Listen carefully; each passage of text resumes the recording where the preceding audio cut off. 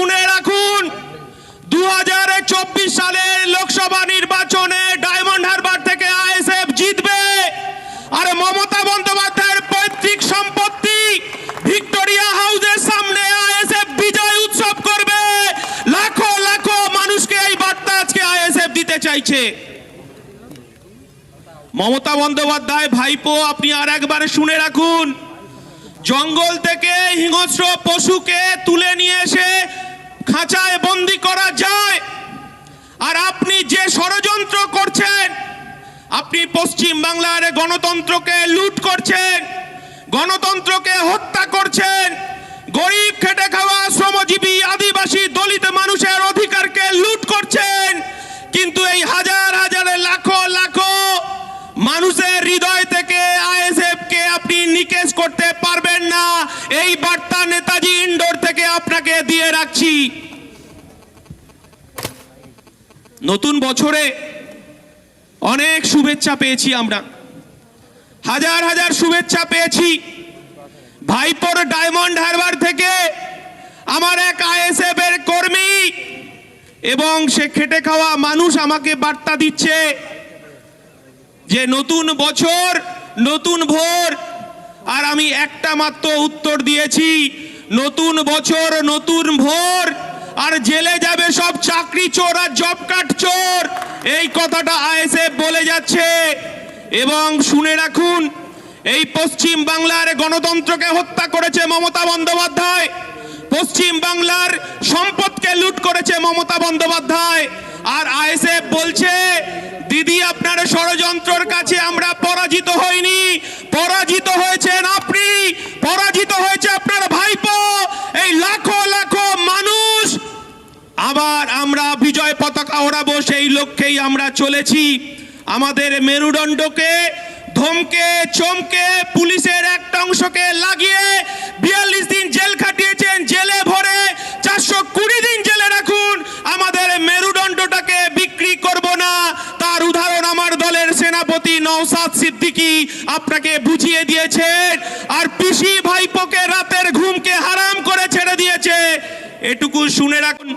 Indian secular point আজকে indoor থেকে এই কথাটা বলছে যে আপনি প্রশাসন চালাচ্ছেন, গরিব খেটে খাওয়া শ্রমজীবী আদিবাসী দলিত কৃষকের সম্পদকে লুট করেছেন। আর আজকে আইএসএফ বলছে আপনার প্রশাসন শাহজাহানকে পাহারা দিক, আপনার প্রশাসন আরাবুলকে পাহারা দিক, আপনার প্রশাসন শওকত মোল্লাকে পাহারা দিক। আর আইএসএফ এই বাংলার খেটে খাওয়া শ্রমজীবী আদিবাসী দলিত মানুষের পাহারাদার হিসেবে বেঁচে থাকবে। মেরুদণ্ডটাকে বিক্রি করার জন্য আইএসএফ জন্ম নেয়নি। তাই এই কথাটা বলি, আমরা আজকের সভা থেকে এই কথাটা বলছি। যখন উনি পারছেন না আমাদেরকে দমন করতেন, আমরা মহামান্য কলকাতা হাইকোর্টের বিচার ব্যবস্থা, কলকাতা হাইকোর্টের মহামান্য কলকাতা হাইকোর্টের নির্দেশকে আমরা মাথা পেতে আজকে আমরা সেই কাজ করছি। কিন্তু সেই সঙ্গে সঙ্গে আপনি 2023 সালে ষড়যন্ত্রের কথা, এই 21শে জানুয়ারি ষড়যন্ত্রের কথা এই পশ্চিম বাংলার মানুষ ভুলে যায়নি, এই পশ্চিম বাংলা ভারতবর্ষের মানুষ ভুলে যায়নি। দিদি আপনাকে বলছি, আপনি রাজ্যের পুলিশ মন্ত্রী, আপনাকে বলছি আইএসএফ কে মিথ্যে মামলা দিয়ে এনডিপিএস কেসের ভয় দেখিয়ে রাতের অন্ধকারে পুলিশ পাঠিয়ে আইএসএফ কর্মীদেরকে দমানো যাবে না।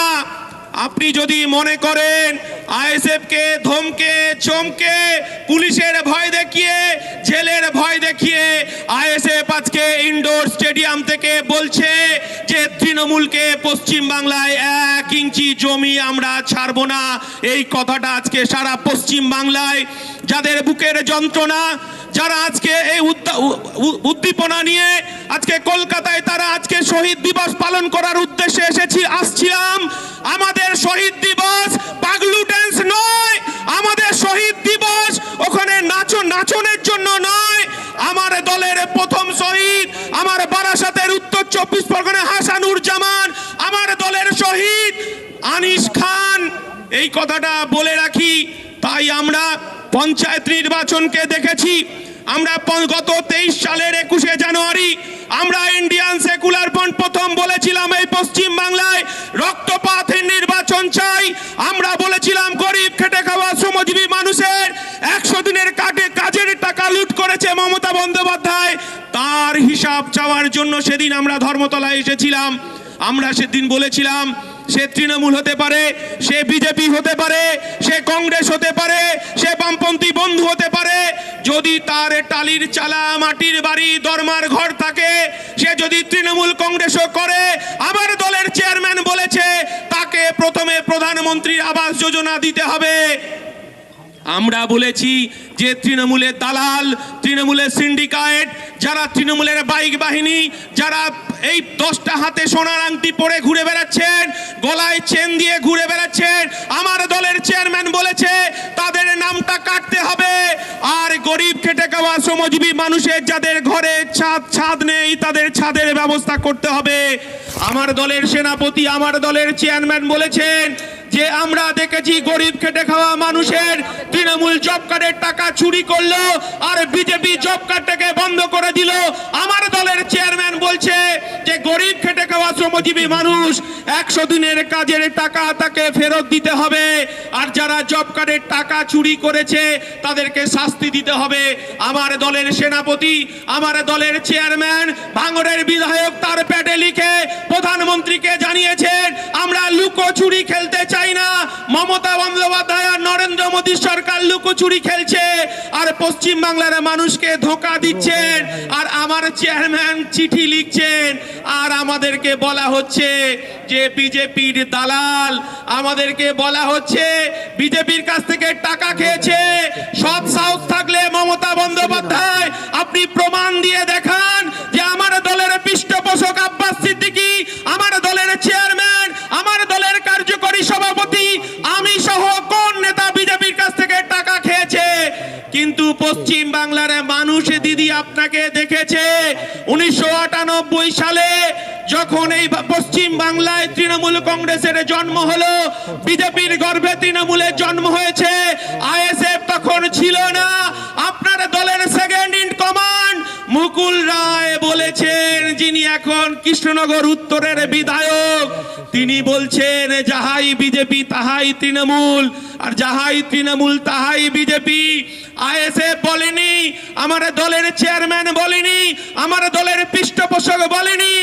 আপনার কানন, যিনি আদরের কানন শোভন চট্টোপাধ্যায় বিজেপিতে আছে, তিনি বলছেন যে বিজেপির নির্দেশেই তৃণমূলের জন্ম হয়েছে। আমরা বলিনি। আপনি কখনো দেখেননি যে পশ্চিম বাংলা থেকে শাল, পশ্চিম বাংলা থেকে মালদায়ের আম, পশ্চিম বাংলা থেকে মিষ্টি নিয়ে মোহন ভাগবতের কাছে আমাদেরকে যেতে হয় না, প্রধানমন্ত্রীর দপ্তরে আমাদেরকে ছুটতে হয় না। কিন্তু আমরা দেখেছি আপনি পশ্চিম বাংলায় বলেছিলেন 21 সালের বিধানসভা নির্বাচনে মনে আছে, ডবল ডবল চাকরির কথা বলেছিলেন, ডবল ডবল মাদ্রাসার কথা বলেছিলেন, ডবল ডবল রেশনের কথা বলেছিলেন। পশ্চিম বাংলার মানুষ কিন্তু ভুলে যায়নি, মনে রেখেছে। আর যখন বলছে যে আমার ডবল ডবল চাকরি কোথায় গেল আর আমার ডবল ডবল রেশন কোথায় গেল, তখন আমরা দেখছি 1000 দিনের ওপরে যখন ধর্মতলা এসএলটি আমার যাদের চাকরি প্রার্থী যারা ডিএর জন্য আন্দোলন করছেন। আরে মমতা বন্দ্যোপাধ্যায় আপনি শুনে রাখুন, আমার দলের চেয়ারম্যানকে ধাক্কা দিয়ে পশ্চিম বাংলার আন্দোলনকে রোখা যাবে না। আমার দলের চেয়ারম্যানকে আমাদেরকে আটকে রেখে আইএসএফ এর আন্দোলনকে রোখা যাবে না। আজকে আমরা প্রমাণ করে দিয়েছি গণতন্ত্র কাকে বলে, সংবিধান কাকে বলে। আজকে তৃণমূলের চোখে চোখ রেখে দেখিয়ে দিয়েছি। কিন্তু একথাটা বলছি ঠিকই, কিন্তু উনি কি আর একটা ভয়ঙ্কর রাজনীতিকে সামনে নিয়ে এসেছেন। যখন ভারতবর্ষের মানুষ, যখন পশ্চিম বাংলার মানুষ যখন কাজ চাইছে, যখন রেশন চাইছে, আমরা কি দেখলাম? রেশনিং ব্যবস্থা মমতা বন্দ্যোপাধ্যায়ের আদরের বালু জ্যোতিপ্রিয় মল্লিক, তিনি 1.5 কোটি রেশন কার্ডের মাল চাল ডাল ছোট ছোট বাচ্চাদের মিড ডে মিল চুরি করেছে। আর আমার মাননীয় মুখ্যমন্ত্রী বলছেন ওর সুগার হয়েছে, ও যদি মরে যায় ইডিসিবিআই কে দেখে নেব। আমরা বলছি তোমার যদি সুগার হয় তোমাকে কে চাল ডাল চুরি করতে বলেছে? পশ্চিমবাংলার মানুষে বিচারের জন্য বসে রয়েছে। আগামী দিন এই দুই সরকার, একদিকে বিজেপির সরকার, একদিকে তৃণমূলের সরকার, ধর্ম নিয়ে মেতে উঠেছেন। ভারতবর্ষের পশ্চিমবাংলার আমার ধর্মীয় ভাবাবেগ, আমরা ইন্ডিয়ান সেকুলার ফ্রন্ট বলছি, নানা ভাষা নানা মত নানা পরিধান বিবিধের মাঝে দেখো মিলন মহান। আমরা ইন্ডিয়ান সেকুলার ফ্রন্ট বলছি মোরা এক বৃন্তে দুইটি কুসুম, হিন্দু মুসলমান, মুসলিম তার নয়নমণি, হিন্দু তাহার প্রাণ। আমার ইন্ডিয়ান সেকুলার ফ্রন্ট বলছে আমার মুসলমান ভাইরা মাথায় টুপি পরে মসজিদে নামাজ পড়বে, আর আমার হিন্দু ভাইরা হিন্দু মায়েরা তারা মন্দিরে গিয়ে ঘন্টা বাজাবে, আর আমার খ্রিস্টান ভাইরা তারা গির্জায় গিয়ে তারা প্রার্থনা করবে, আর আমার আদিবাসী মতুয়া ভাইরা তারা জল জমি জঙ্গলের অধিকারের কথা বলবে, তারা টুসু পুজো করবে, করণ পুজো করবে, আর আমার মতুয়া ভাইরা তারা হরিচাঁদ গুরুচাঁদের পুজো করবে। আমার দলের পৃষ্ঠপোষক আব্বাস সিদ্দিকী সেই শিক্ষা আমাদেরকে দিয়েছে, সেই শিক্ষা নিয়েই আমরা এগিয়ে চলেছি। আজকে সময় খুব স্বল্প, মহামান্য কলকাতা হাইকোর্ট আমাদেরকে সময় বেঁধে দিয়েছেন। শুধু একটা কথা বলবো, 22 তারিখ মমতা বন্দ্যোপাধ্যায় সবার ধর্ম সবাই পালন করবে, এটাই আমরা চাই, সেই অধিকার সংবিধান দিয়েছে। কিন্তু যে সাম্প্রদায়িক সম্প্রীতিকে নষ্ট করার যে চক্রান্ত মমতা বন্দ্যোপাধ্যায় শুরু করেছে, 22 তারিখ সংহতি যাত্রার কথা বলছেন, আমরা বলছি পশ্চিম বাংলার সাম্প্রদায়িক সম্প্রীতিকে অটুট রাখতে হবে। একদিকে নওশাদ সিদ্দিকী, একদিকে তাপস ব্যানার্জি, একদিকে শামসুর আলী মল্লিক, একদিকে বিশ্বজিৎ মাইতি, আমার দলের সেনাপতি, বুক চিতিয়ে লড়াই করব, এক বুক রক্ত দেব, তবু পশ্চিম বাংলায় সাম্প্রদায়িক সম্প্রীতিকে নষ্ট হতে দেব না। এটা ইন্ডিয়ান সেকুলার ফ্রন্টের শিক্ষা। তাই মমতা বন্দ্যোপাধ্যায়কে বলবো, তাই আপনি সাম্প্রদায়িক সম্প্রীতির যে ফাঁদ আপনি সাম্প্রদায়িক সম্প্রীতি নষ্টের যে ফাঁদ আপনি 22 তারিখে পেতেছেন, আপনার কাছে অনুরোধ, আপনি এই সাম্প্রদায়িক সম্প্রীতিকে নষ্ট করবেন না। আমার পশ্চিম বাংলার মানুষ সাম্প্রদায়িক সম্প্রীতিকে অটুট রেখেছে। আপনাকে বরঞ্চ বলি, যারা 1000 দিনের ওপরে ধর্মতলায় শুয়ে আছে, যাদের প্রকৃত চাকরি পাওয়ার কথা ছিল, চাকরি পেল না, আপনি পিসি ভাইপো মিলে একবার ধর্মতলায় যারা 1000 দিনের ওপরে শুয়ে আছে তাদের কাছে দেখা করুন। এই কথাটা বলি, আমাদের সময় যেহেতু স্বল্প, আমার দলের চেয়ারম্যান বিস্তারিতভাবে বলবেন। সবাই ভালো থাকবেন, সুস্থ থাকবেন। সাংবাদিক বন্ধুদের শুভেচ্ছা ভালোবাসা জানিয়ে আপনাদের মাধ্যমে আজকে আমরা শহীদ দিবস পালন করলাম। এই বাংলার এই ভারতবর্ষের মানুষ আজকে দেখলো, আগামী দিনের উত্তর আমরা সঠিক সময় গণতান্ত্রিক পদ্ধতিতেই দেব। সবাই ভালো থাকবেন। জয়।